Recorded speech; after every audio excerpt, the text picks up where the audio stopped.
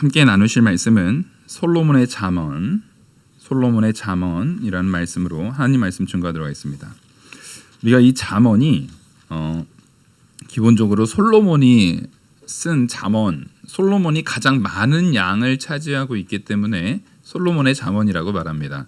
그래서 1장 시작에도 솔로몬의 잠언으로 시작해서 쭉 지혜가 무엇인지, 그다음에 젊은이에게 주는 그 교훈이 아비의 훈계와 어미의 교훈에 대한 부분을 어떤 기준에서 우리가 순종해 나가야 되는지를, 그리고 지혜와 명철에 대한 구분, 그 부분, 그리고 지혜와 명철을 어떻게 실제적으로 구분하는가에 대한 부분을 지혜의 여인과 음욕, 말 그대로 음란한 여인, 이 악한 여인을 대조적으로 지금 계속 설명하고 있습니다. 그래서 우리가 지혜의 명철, 지혜는 꼭 그 명철을 같이 꼭 가져오는 것, 지혜와 명철은 뗄래야 뗄 수 없는 하나의 부분으로 가져간다라는 것을 지금 솔로몬의 잠언 첫 번째 것을 가지고 9장까지 온 겁니다. 지금 9장까지 솔로몬의 잠언 한 권이 끝난 거예요. 그리고 10장부터는 솔로몬의 잠언, 또 다른 솔로몬의 잠언으로 시작되는 겁니다. 그러니까 솔로몬의 잠언이 여러 권의 솔로몬의 잠언이 있어요. 또 여기서부터 이제 솔로몬의 잠언은 실제 이제 10장부터 15장까지가 또 하나의 지금 다시 솔로몬의 잠언으로 나가고, 이후에 또 15장 30절부터 22장까지 또 이제 이 솔로몬의 잠언의 내용 가운데 다른 의미로, 그러니까 총 10장부터 22장까지가 두 번째 솔로몬의 잠언의 내용으로 진행이 되는 겁니다. 그래서 그 중에서도 오늘 지금부터 나눌 솔로몬의 잠언의 전반부 10장에서 15장까지는 지혜와 의로움을 대조적으로 계속 설명할 거예요. 앞서서는 지혜의 여인, 그 지혜의 근본적 부분과 그 지혜의 여인에 반대되는 음란한 여인, 그런 죄악의 부분을 계속 대조적으로 설명을 했다고 한다면, 지금 이제 10장부터 15장까지는 지혜로운 자, 그 지혜로움과 의로움, 그러니까 지혜로운 자는 의로움이 따라오게 되는 거예요. 지혜로운데 의로움이 없다, 지혜로운데 불의하다, 그거는 지혜가 아니라 교활함입니다. 이걸 분명히 구분하셔야 돼요. 이런 거예요. 우리가 가끔 세상에서 어떤 사람을 평가할 때 악한 사람이 있는데 그 사람이 머리는 좋아요. 저 사람이 지혜는 있는데 그 성품이 나빠. 그러면 그 사람이 가지고 있는 건 지혜가 아닌 거예요. 우린 그걸 분명히 구분해야 됩니다. 모든 것을 다 지혜라고 보는 것이 아니에요. 그래서 우리가 전반부에서 나눌 때 세상이 말하는 지혜와 성도가 말하는 지혜, 성경이 말하는 지혜는 다름을 알아야 됩니다. 세상이 말하는 지혜와 성경이 말하는 지혜는 달라요. 근본적으로 뭐가 다르냐면 세상이 말하는 지혜는 내 유익을 위한 지혜예요. 내가 잘 되고 내가 편하고 내가 모든 면에서 유익을 누릴 수만 있으면 그게 지혜로운 거예요. 그래서 요즘에 어떤 사람이 공의롭게 행동하는데 손해를 보면서 살아가는 사람이 있을 때 이 세상은 그 사람을 지혜로운 사람, 의로운 사람이라고 말 안 하고 뭐라고 하죠? 헛똑똑이라고 그래요. 이게 아주 악한 거예요. 그러니까 우리 성도는 그런 말을 하면 안 돼요, 사실은. 우리는 내 입술의 말 한마디 한마디에 이런 표현이 있어요. 그 표현에 성경, 하나님의 말씀에 세례를 준다. 실제 세례를 주는 게 아니라 우리가 사용하는 단어들, 세상에서도 사용하지만 우리도 사용하는 그 단어들에 대한 부분에 있어서 말씀에 입각한 참된 가치를 거기다 부여하는 겁니다. 우리는 그렇게 표현해야 돼요. 그러니까 생각할 때도 그런 생각을 가지고 표현하고 말하는 것을 마음에 항상 새겨야 됩니다. 그래서요, 세상에서 말하는 내용을 그냥 당연하게 우리의 말로 해서는 안 됩니다. 세상에서 하는 표현을 우리가 받아올 때는 분명히 분별할 수 있는 기준이 있어야 됩니다. 그래서 지금 여기에서 오늘 본문에서 말하는 것처럼 지혜로운 아들에게는 반드시 의가 따라가고, 이 지혜롭지 않은 지혜와 의로움, 그리고 그렇지 않은 자들과의 구분, 그리고 미련한 자죠. 그 지혜의 반대는 미련한 자들을 얘기를 합니다. 그리고 의인의 반대를 악인으로 두어요. 이것을 각각 대조적으로 지금 계속 설명하고 있는 것이 이 15장까지 이 계속 이어지는 비교를 해서 그 격언을 가져가는 겁니다. 제가 이 얘기를 왜 말씀을 드리냐면 미리 읽어보시라는 얘기예요. 읽을 때 도움 받으시라고. 우리가 잠언을 보고 있는데 그 다음 주에 10장, 오늘 10장 했으니까 오늘 처음 잠언을 보시면 안 되는 거예요. 말씀을 우리가 배울 때는요, 미리 보셔야 돼요. 미리 읽어보셔야 되는 겁니다.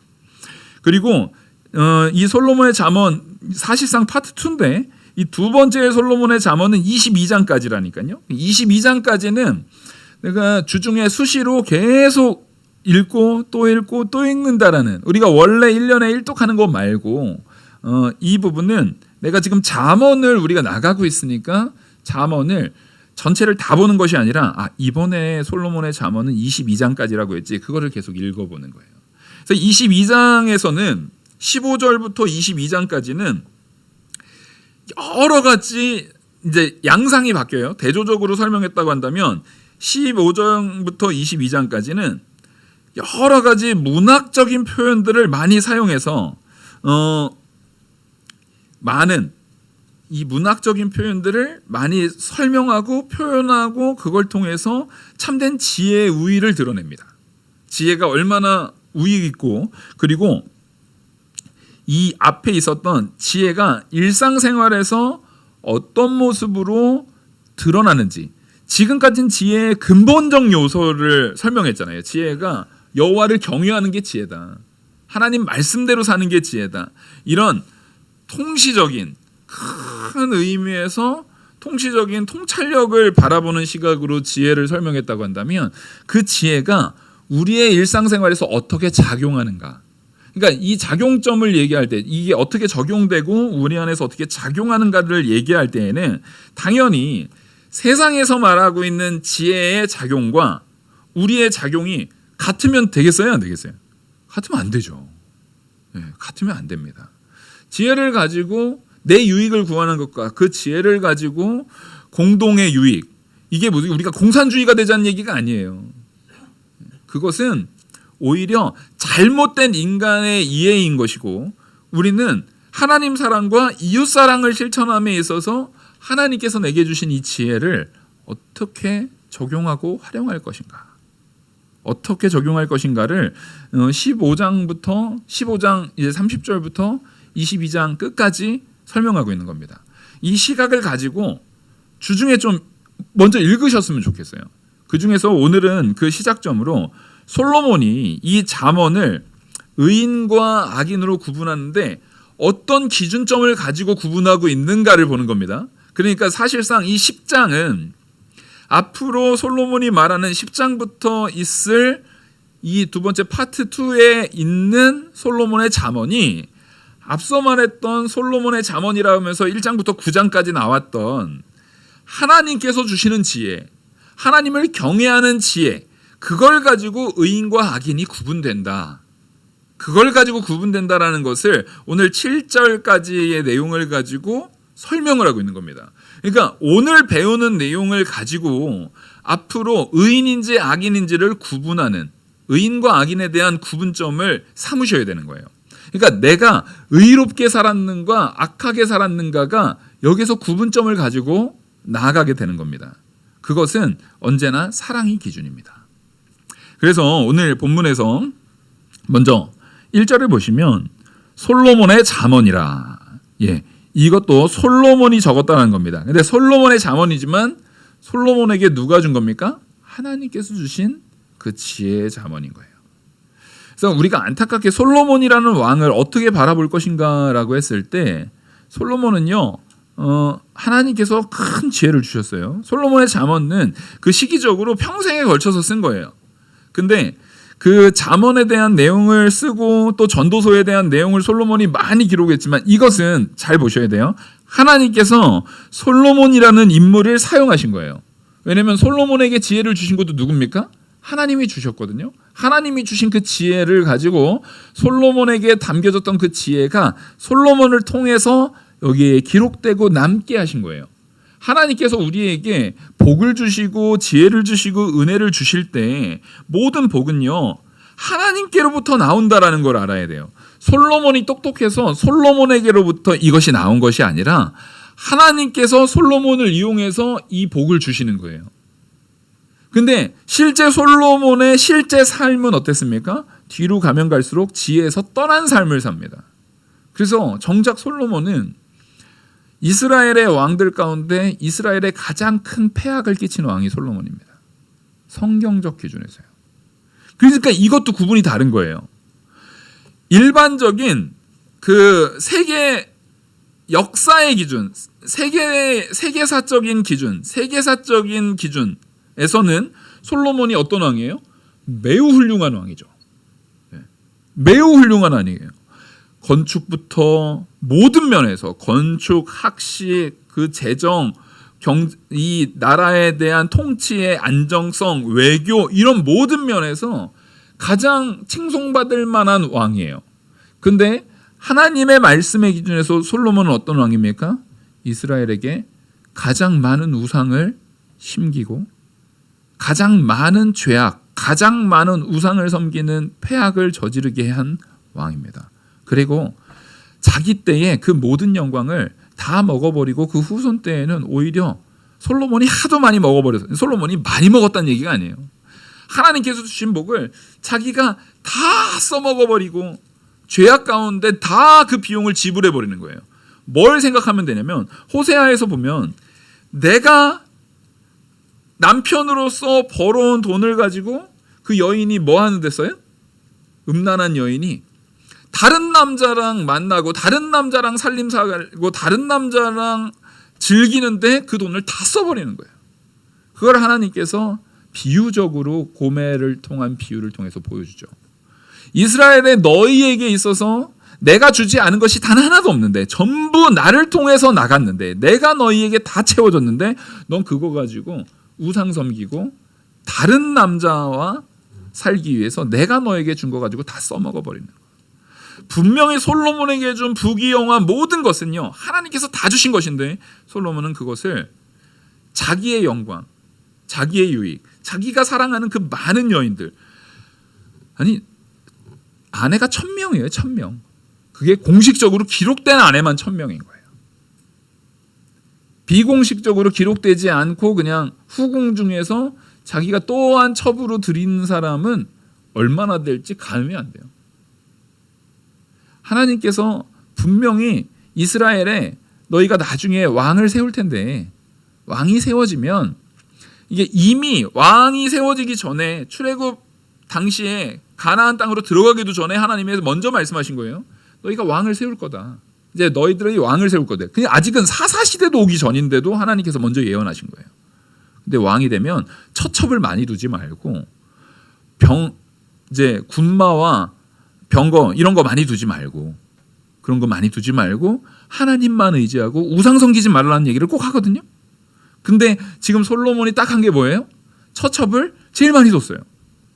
그 다음에 군마하고 그 말 그대로 병거와 말들을 아예 애굽에서 가장 좋은 말, 가장 좋은 병거는 다 요즘에 저기 뭐 폴란드인가 거기서 한국에 무기 막 사간다고 막 난리잖아요. 엄청 수출해 간다고 막 그러는데 당시에 말과 군마입니다. 군마.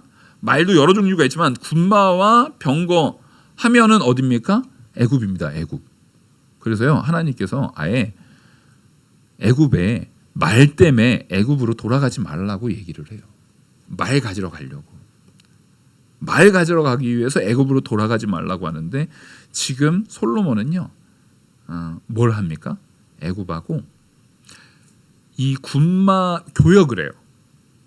그래서 말을 자기들이 수입해서 그 말 가지고 군대 편성을 완전히 새롭게 할 뿐만 아니라 거기에서 가져온 말을 가지고 지금 솔로몬이 또 나중에 무역을 엄청 많이 하거든요. 그래서 저기 인도까지 갑니다. 나중에 솔로몬의 그 무역의 기록을 보면은요 공작새도 나와요 막. 그러면 그게 저기 중앙아시아를 넘어서 동남아시아까지 지금 무역으로서 진출했다라는 것을 보여주고 있는 기록이거든요. 그러니까 이건 사실상 세계사적으로도 되게 중요한 기록입니다. 성경에서 솔로몬에 대한 기록이요, 세계사적으로도 굉장히 중요한 기록이에요. 왜냐하면 우리가 흔히 얘기하는 베니스의 뭐 개성상인이라든가 무슨 옛날에 뭐 유럽의 무슨 이런 거하고는 비교도 안 되는 시기, 거의 한 3,000년 이상이나 차이 나는 그 시기 가운데에서 하나님께서 솔로몬에게 그런 지혜까지도 주셨는데 그거 가지고 뭐 합니까? 무역합니다. 애굽의 군마를 사다가 자기들이 쓸 뿐만 아니라 이거 팔아먹고 그거 가지고 큰 부를 축적을 해요. 예. 지금 보십시오. 하나님이 주신 그 지혜를 솔로몬은 자기의 삶 속에서 지혜로 쓴 겁니까? 악인으로 쓴 겁니까? 의인으로 쓴 것이 아니라 악인으로 쓴 거예요. 자기가 지금 이 교훈을 말하고 있는데 내가 말한 이 교훈대로 살지 않으면 의미가 없어요. 하나님께서는 그래서 솔로몬이 선하기 때문에 솔로몬이 이 기록을 적은 게 아닙니다. 솔로몬이 기록한 대로 자기가 살지 못했어요. 그걸 우리는 잘 알아야 돼요. 그러니까 이런 거예요. 목회자가 설교를 해요. 설교를 뻔들하게 하면 뭐합니까? 설교한 대로 살지 못하면 의미가 없어요. 그래서 전하는 자도 항상 두려움으로 분별하면서, 저도 마찬가지예요. 저도 저를 자꾸만 돌아보면서 저 자신에 대해서 언제나 두렵고 떨림으로 돌아보면서 전해야 되는 거예요. 나는 무슨 말씀을 맡은 자로서 권위에 있는 것처럼 딱 말하면서 여러분들 내 말을 들으니까 내 이런 생각 자체가 얼마나 악한 건지를 잘 알아야 돼요.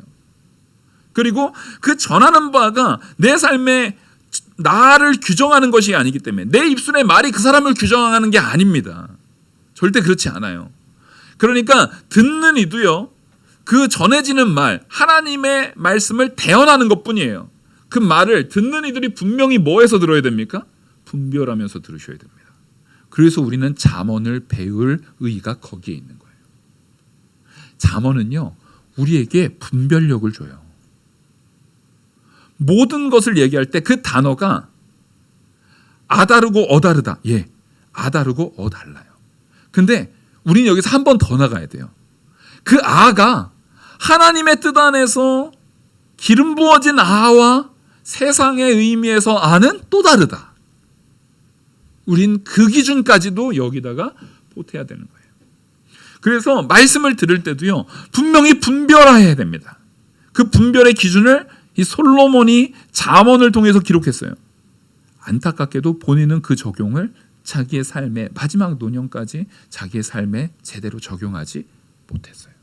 그러니까 우리는 솔로몬의 잠언을 보면서 아, 솔로몬 대단하다가 아니라 솔로몬 같이 자기의 말과 행실이 다르지 않아야지라는 반면교사를 바라보면서, 반면교사를 삼으면서 바라볼 수 있는 더 심층적인 지혜가 성도에겐 필요합니다. 그냥 세상에서 말하는 것처럼 솔로몬 훌륭해, 솔로몬 대단해, 아, 이건 아니에요. 그래서 주일학교에서도 솔로몬을 가리킬 때 꼭 솔로몬은 어디까지만 가리켜요? 그 1,000번 제사 지낸 것까지만 가리켜요. 그 다음에는 가리키기가 애매해요. 애매해요. 근데 그래서는 안 돼요. 다윗도 골리앗 때까지만 가리키고 다윗이 범죄한 거에 대해서는 가리키지 않으면 안 되는 거예요. 그래서 우리는요, 언제나 하나님께서 주신 말씀 그대로를 바라보고 그 안에서 내가 마땅히 반면교사 삼아야 될 것을 바라볼 수 있어야 됩니다. 잘한 것에 대한 정당한 가치를 존중해 주는 것뿐만 아니라 잘못한 것에 대한 정당한 가치 부여, 내가 그것을 어떻게 적용할지에 대한 부분을 분명히 가져야 돼요. 그래서 솔로몬의 잠언이지만 솔로몬의 잠언으로 보는 것이 아니라 하나님께서 솔로몬을 통해서 누구에게 준? 우리에게 복으로 준 잠언으로 이 말씀을 봐야 된다는 겁니다. 이게 되게 중요해요. 모든 복은 하나님께로부터 나온다. 하지만 그것을 우리에게 주는 것은, 그것을 우리에게 소개해주고 그것을 우리에게 전해주는 것은 다른 사람들을 사용하신다라는 거예요. 사역자를 사용하시고 신앙의 선진들을 사용하시고 많은 이것을 필사한 사람, 번역한 사람, 얼마나 많은 사람들이 여기에 사용됐는지 몰라요. 근데 그 많은 사용된 사람들이 죄가 하나도 없었나요? 성경이 지금 오늘날 우리에게 오기까지 사용된 모든 사람은 따라하겠습니다. 전부 죄인이다. 예, 여러분 이걸 잊으셔서는 안 돼요. 이걸 분명히 기억하셔야 돼요. 지금 전하고 있는 저도 죄인이고, 나를 믿음의 가치로 이끌었던 나의 부모님도 죄인이에요. 신앙의 선진들도 죄인이에요. 제가 존경하는 손양호 목사님도 죄인이에요. 사도 바울도 죄인이에요. 모두도 다 죄인이에요. 근데 그 죄인인 사람을 이용하셔서, 사용하셔서 하나님께서 이 모든 복을 지금 오늘 이 자리에 말씀을 듣는 우리에게 전하시는 줄 믿으시기 바랍니다. 예, 이게 솔로몬의 잠언을 바라보는 첫 번째로 가져야 되는 구분점입니다. 사람의 말이 아닌 하나님께서 주시는 그 지혜로서 분별해서 볼 수 있는 마음을 가져야 됩니다. 그리고 이 솔로몬의 잠언에서 그 뒤에 보면 지혜로운 아들은 아비를 기쁘게 하거니와 미련한 아들은 어미의 근심이니라. 여기서 다시 한번 말하지만 지혜로운 아들은 그리고 미련한 아들은 이라고 구분을 지어요. 이거는 대조적으로 설명하면서 우리한테 이것을 더 잘 알게 하기 위한 장치라고 제가 여러 번 말씀드립니다. 앞으로도 또 여러 번 말씀드릴 거예요. 근데 여기에서 아비와 어미를 얘기하는데 이것은 실제 자녀로서 아버지와 어머니도 얘기하지만 누굴 얘기한다고요? 하나님을 얘기한다고요. 네. 우리 앞에 공의로 다스리시는 아버지, 내가 공의로움으로 다스리는 아버지가 있는데 그 아버지의 공의로움 가운데 내 아들이 그 공의에 합당해요. 딱딱 맞아 떨어져요. 그래서 사람들 앞에 칭찬받고, 야, 저 사람은 진짜 공의로워. 저 사람은 법 없이도 살 사람이야. 그 아버지가 누구야? 이 말 꼭 나오잖아요. 그런 사람 보면 딱 누구예요? 야, 저 집 네 집 아들인지. 예, 이런 말이 나오는 거예요. 예, 그게 바로 아버지의 기쁨이 됩니다. 우리는 하나님 아버지의 기쁨이 되고 있는지 돌아보라는 거예요. 또한 하나님은 아버지시죠. 하나님은 아버지고 어머니세요. 그러니까 하나님 아버지, 하나님 어머니 이런 표현을 하라는 얘기가 아니에요.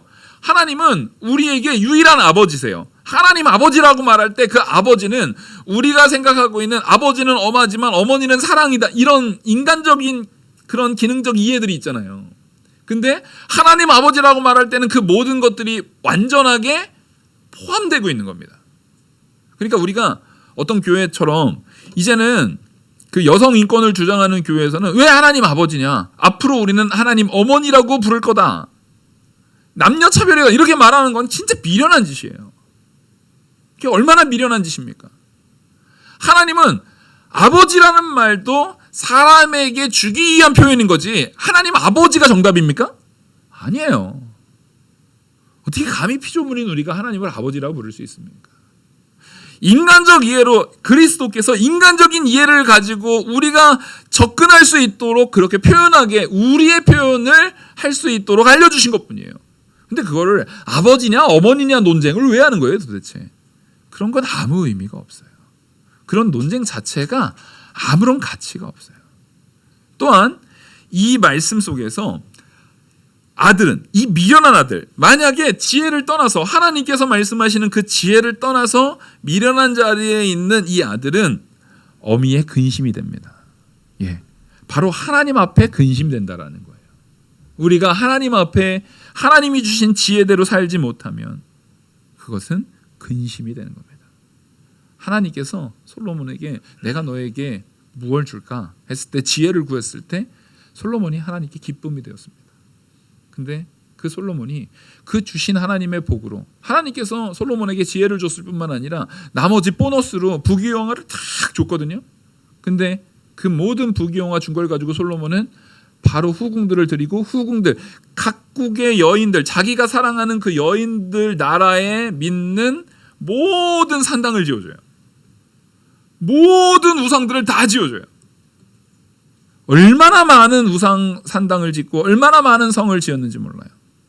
정작 나중에 여로보암 때 르호보암 왕한테 그러잖아요. 당신 아버지가 너무나 큰 고욕 가운데 우리한테 너무나 어려운 고욕을 시켰기 때문에 고욕을 좀 줄여달라 요청했을 때 그 요청을 받지 않죠. 그럼 그 고욕이 뭐였습니까? 우리는 착각해요. 성전 지으려고요? 성전은 예전역에 끝났어요. 성전은 솔로몬이 젊을 때 끝났어요 이미. 그러면 그 고욕은 뭐였습니까? 그거 아닙니다. 그게 아니라 나중에 솔로몬이 드린 후궁들 그 성 지어주느라고 고욕을 시켰던 거예요. 이게 얼마나 악한 겁니까? 자기의 영광, 자기 과시욕을 위한 영광을 위해서 백성들을, 그 백성은 솔로몬의 백성이에요? 하나님의 백성이에요? 하나님의 백성이에요. 그 백성들을 괴롭게 할 때 하나님께서는 그 백성들의 기도를 들으시고 오히려 여로보암을 택하시는 거예요. 내가 너에게 유다를 제외한 나머지 10지파를 너에게 주겠다. 너로 하여 왕을 세워주겠다. 그러니까 너는 저 솔로몬처럼 하지 말고 다윗의 길을 쫓으라고 하는데 여로보암도 다윗의 길을 쫓지 않고 솔로몬처럼 결국엔 산당 지어요. 뺏길까 봐. 그 백성들을 하나님이 주겠다는, 하나님이 너에게 속하게 해서 네가 다윗처럼 행하면 네 왕조도 계속 이어지겠다는 약속을 했는데 약속 못 믿고 떠나버려요. 바로 이게 뭡니까? 미련한 아들이라는 거예요. 솔로몬도 여로보암도 미련한 아들이 되어서 누구의 근심이 됩니까? 아버지의 근심이 됩니다. 여러분, 지금 나를 보십시오. 자기 자신을 보세요. 나는 지금 하나님 아버지에게 근심된 아들입니까? 전 여자인데요? 아니, 상관없다고요. 우린 다 아들이에요. 하나님의 아들이에요. 여기서 아들이라는 의미는 딱 이겁니다. 상속자라는 의미에서, 이 시대상을 반영해서 표현된 표현인 거예요. 우리 여자 성도님들도 천국의 상속자입니까? 아닙니까? 상속자세요. 그렇죠? 다 상속자입니다.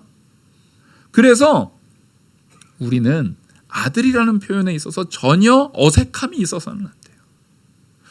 하나님의 그 아들로서 내가 하나님이 기뻐하시는 아들로서 있는지, 아니면 하나님 앞에 근심이 되는 미련한 아들로 서 있는지 자신을 돌아보셔야 됩니다.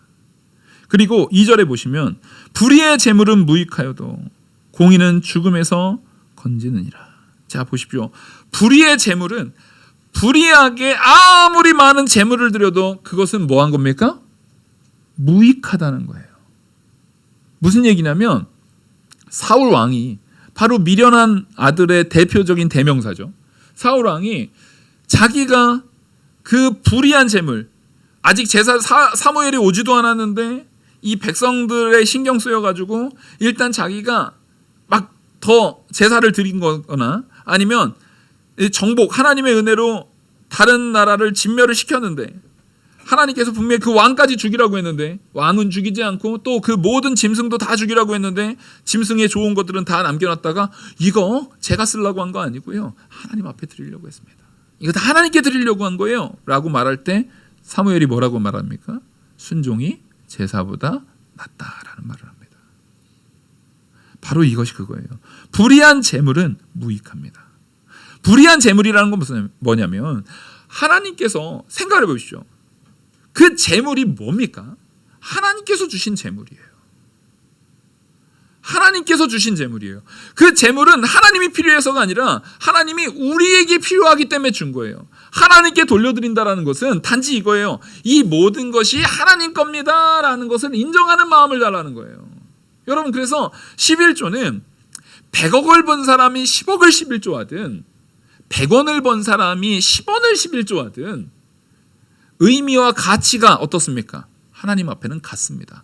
10억과 10원이 같아요.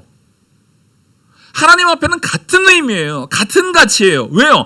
하나님께는요 10억도 별로 가치가 없고요, 10원도 가치가 없어요. 하나님이 받으시는 가치는 그 돈이 갖고 있는 그 재화의 크기가 아니에요. 하나님이 받으시는 것은 네가 그것을 바칠 때 이 모든 것이 다 하나님 것인데 내가 하나님의 것임을 인정합니다라는 마음을 가지고 바치느냐를 말하고 있는 거예요. 하나님께서는 그걸 받으신다고요. 그래서 이 불의한 재물은 무익합니다. 왜요? 하나님이 불의한 재물은 받지 않으시니까. 그러니까 이 재물의 유익함과 무익함의 기준은 누구예요? 하나님의 공의입니다. 그러니까 우리의 삶은요, 우리의 삶은 하나님의 공의 앞에 합당한 삶을 살지 말지를 바로 기준 삼아야 된다는 겁니다. 근데요, 여기에서 공의, 이 공의라는 것은 딱 기준이 하나님의 공의죠. 여기서 말하는 앞으로 성경의 잠언에 나오는 모든 공의는요, 사람의 공의가 아닙니다. 하나님의 공의입니다. 아시겠죠? 하나님의 공의. 하나님의 공의는요, 종교개혁이 바로 그 공의를 바로 깨닫게 하는 개혁이었어요. 그 전에 로만 가톨릭에서는 그 공의가요, 내가 의를 많이 행하는 것이 공의라고 생각했어요. 그게 의라고 생각했어요. 근데 실제 종교개혁의 개혁이라는 것은 의의 개혁이에요. 의의 혁명이에요. 그 의가 따라하겠습니다. 내 의가 아니라 나를 구원하신 예수 그리스도의 의. 아멘? 예. 이것을 깨닫는 게 종교개혁이에요. 사실은 엄밀히 말해서는 원래 이 말씀이 지금 잠언에도 있잖아요. 원래 이것이 사람의 무지로 정치적 이용으로 감춰져 있던 것을 다시금 16세기에 15세기에 다시금 들춰내신 거예요. 하나님이 우리를 위해서. 그래서 이 공의는 잘 보세요. 그 공의는 누구의 의라고요? 예수 그리스도의 의라니까요. 그래서 우리는 예수 그리스도의 의를 덧입는 거잖아요. 마침 잠언에서 딱 그 의가 하는 것이 뭐라고요? 죽음에서 건지느니라. 예, 바로 이 의, 예수 그리스도의 십자가의 보혈의 의, 바로 하나님의 뜻에 합당한 의, 하나님 말씀에 온전히 순종하는 그 의. 하나님 말씀에 온전히 순종한 자는 누구밖에 없어요? 예수님밖에 없어요. 그래서 예수님만이 참된 공의를 이루신 분이고 예수님만이 의의 기준이시고 의의 유일한 분이에요. 그래서 우리의 의의가 되는 거예요. 우리는 의인이 된 겁니다. 의인이 되었기 때문에 구원받아요. 근데 우리의 그 의의는 누가 이루신 거예요? 예수 그리스도께서 그 의를 이루셨다고요. 그래서 그 의는 죽음에서 우리를 건져요. 우리는 구원받았습니다. 오직 누구를 통해서요? 예수 그리스도의 의를 통해서요. 바로 이것은 그 말씀을 잠언에서 표현하고 있는 말씀이에요. 이런 걸 찾아내는 게 너무나 즐거운 일이에요. 사실은 구약에 나타난 복음, 이런 걸 찾아내는 일을 우리는 기쁨으로 해야 돼요. 그리고 3절 보시면 여호와께서 의인의 영혼은 줄이지 않게 하시고 악인의 소욕은 물리치시느니라. 의인의 영혼은 줄이지 않게 해요. 무슨 얘기입니까? 우리가 이미 예수 그리스도의 은혜로 예수 그리스도의 의를 덧입어서 그 영혼이 구원받은 의인의 영혼, 그 안에는 반드시 누가 거해요? 성령께서 거하시기 때문에 우리는 절대 줄이지 않아요. 무슨 얘기냐? 절대 취소됨이 없어요. 이제는 절대 떨어짐이 없어요. 절대 그 믿음에서, 그 구원에서 취소됨이 절대 없어요.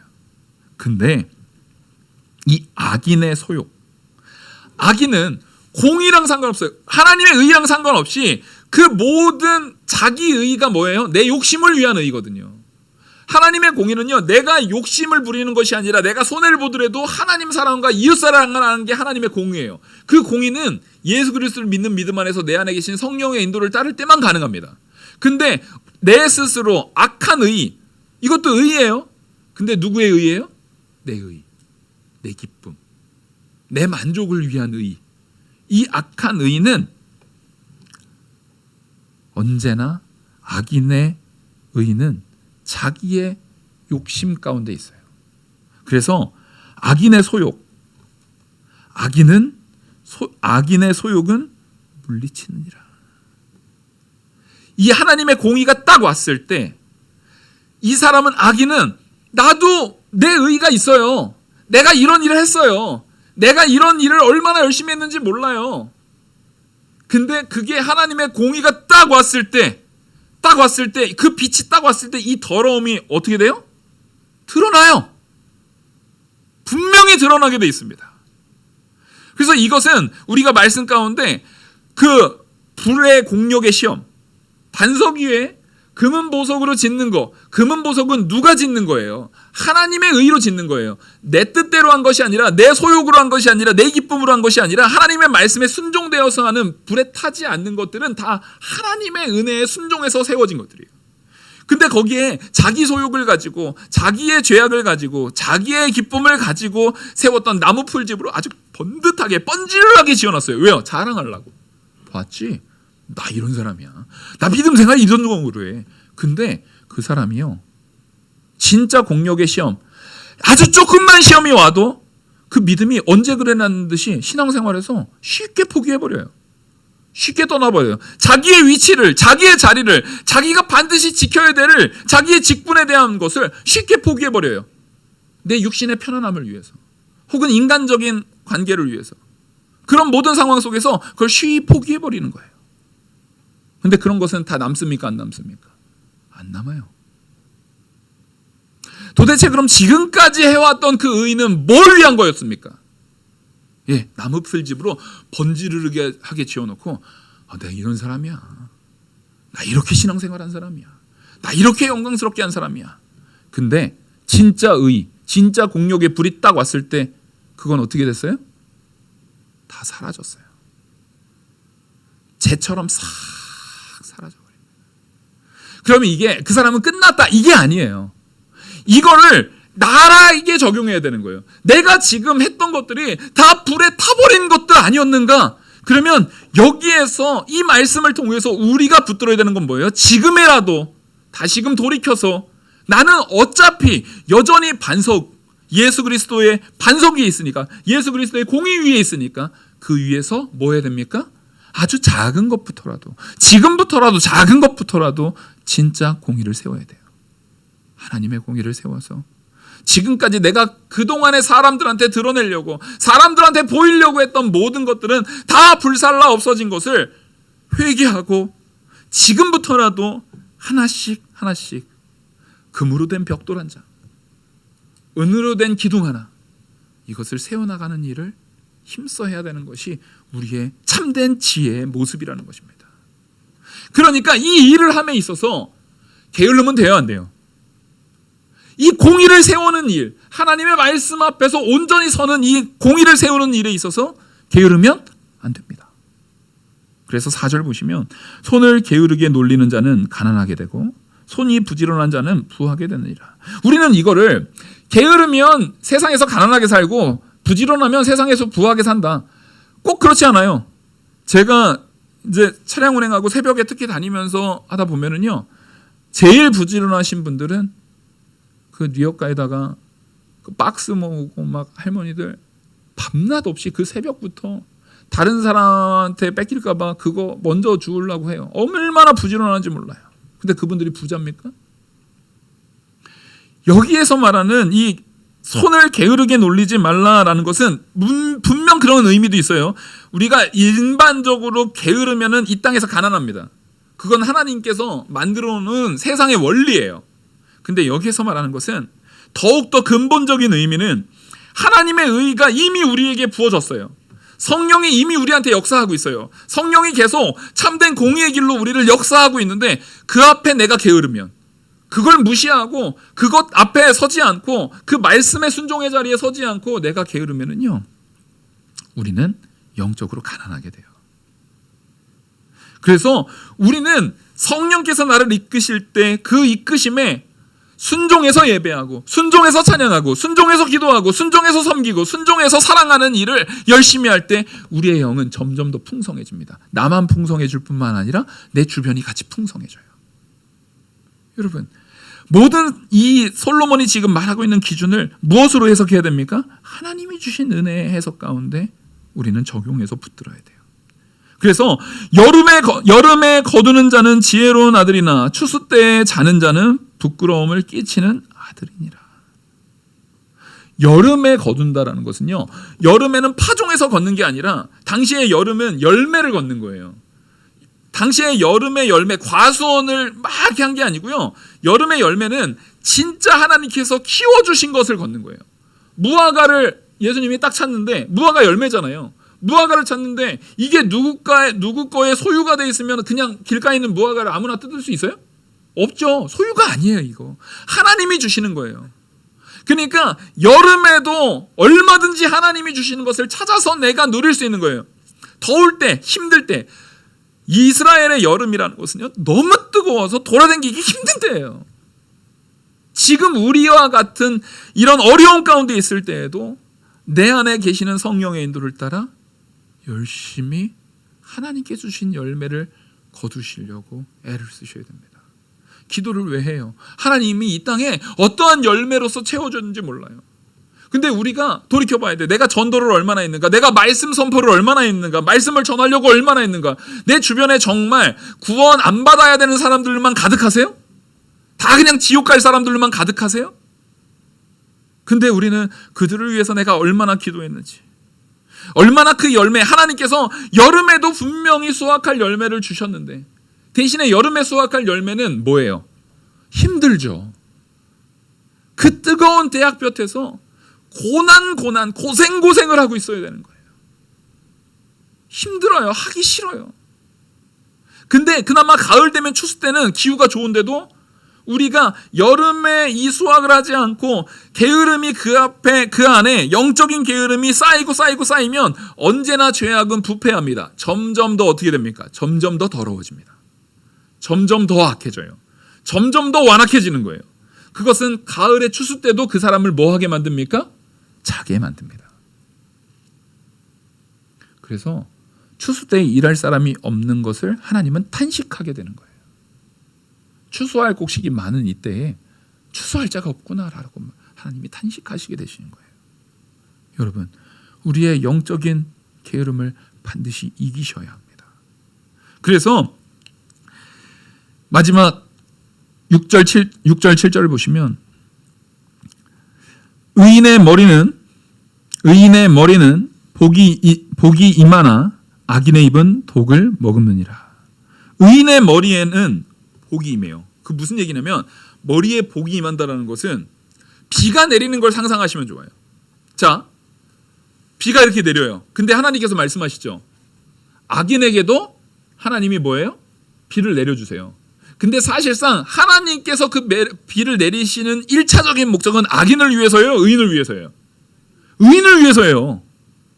만약에 소돔과 고모라가 멸망하지 않는다면 그거는 악인 때문이에요? 의인이 10명 있기 때문이에요? 의인 10명이 있기 때문인 거예요. 그러니까 의인의 머리에 복이 임하는 것은요, 여러분 한 명 한 명이 의인이 되잖아요. 내가 의인으로서 내 가정에 있고, 내가 의인으로서 내 직장에 있고, 내가 의인으로서 내 교회에 있다면은요, 그 의인 한 명 때문에 우리 교회 복 받습니다. 네. 아멘. 의인 한 명 때문에 그 가정이 복을 받아요. 그 의인 한 명 때문에 그 직장이 복을 받아요. 내 자녀를 어느 자리에 두시겠냐는 거예요. 내 자녀가 어디에 있기를 원하시냐는 거예요. 의인이 함께 모여있는 그 자리로 멀어도 힘들어도 데리고 와야 될 거 아닙니까? 그냥 내비두실 거예요? 그냥 방치하실 거예요? 아유, 걔네들 어려워요. 뭐가 어려워요 도대체? 뭐가 어려운지를 구분하셔야죠. 어떤 것이 진짜 어려움인지를 구분하셔야죠. 어떤 것이 진짜로 괴로움인지를 구분해내셔야 되는 거예요. 인간적인 세상의 가치를 가지고 살아가면 큰일 납니다. 하나님의 말씀의 복음이 선포될 때 그 가치가 어디에 있는지를 분명히 구분하시고, 내가 설득할 수 없는 부분이라면 더 많이 기도하셔야 되는 거예요. 더 힘쓰셔야 되는 거예요. 그래서 진짜 생명이 있는 그 자리로 이끌 수 있게. 왜냐하면 악인이 있는 곳에 내 자녀가 머물러 있으면요, 그 자녀는 그 악인과 함께 뭐 하는 거예요? 그 악인의 입은 독을 머물고 있기 때문에 그냥 죽어나가는 거예요. 그냥 죽어나가는 거예요. 하나님께서 의인에게 주시는 복을 같이 누릴 수 있는 그 공간에 속해서 그 사람도 결국 의인의 자리에 초대되고 의인으로 되어지는 것을 기다릴 것인지, 악인의 입에서 나오는 독에 의해서 점점 죽어나가는 삶을 살게 할 것인지, 부모로서 우리가 무엇을 선택해야겠습니까? 7절, 의인을 기념할 때에는 칭찬하거니와 악인의 이름은 썩게 되느니라. 그래서 하나님께서는 의인의 이름을 생명책에 기록하십니다. 지금 저와 여기 모인 모든 성도님들은 이미 의인으로서 생명책에 기록되신 분들인 줄 믿으시기 바랍니다. 그러면 그에 합당한 역할을 하세요. 아멘. 생명책에 기록됐다고 했을 때는 아멘이 크게 나오는데, 그에 합당한 역할을 하라고 할 때는 아멘이 작게 나와요. 이거는 전 세계 모든 교회의 공통인 것 같아요. 왜 그래요? 왜? 다시 묻겠습니다. 그 생명책에 기록된 사람으로서의 합당한 자기의 역할을 하십시오. 아멘. 아멘. 기도하시겠습니다. 은혜와 사랑이 많으신 하나님 아버지, 하나님께서 우리에게 주신 이 잠언, 참된 지혜의 말씀이 우리의 삶의 기준이 되고 모범이 되어서 우리가 하나님께서 주신 은혜 안에서, 그 지혜 안에서 의인으로서 악인의 자리에서 멀어지는 참된 지혜의 아들로서 정말 상속받은 자로서 합당한 모습으로 살아가는 우리들 되게 하여 주시옵소서. 게으르지 않게 하시고 하나님 말씀 앞에 부지런한 자 되게 하여 주시옵소서. 이 모든 말씀 살아계시는 우리 주 예수 그리스도의 이름으로 기도 올리옵나이다. 아멘. 찬송가 204장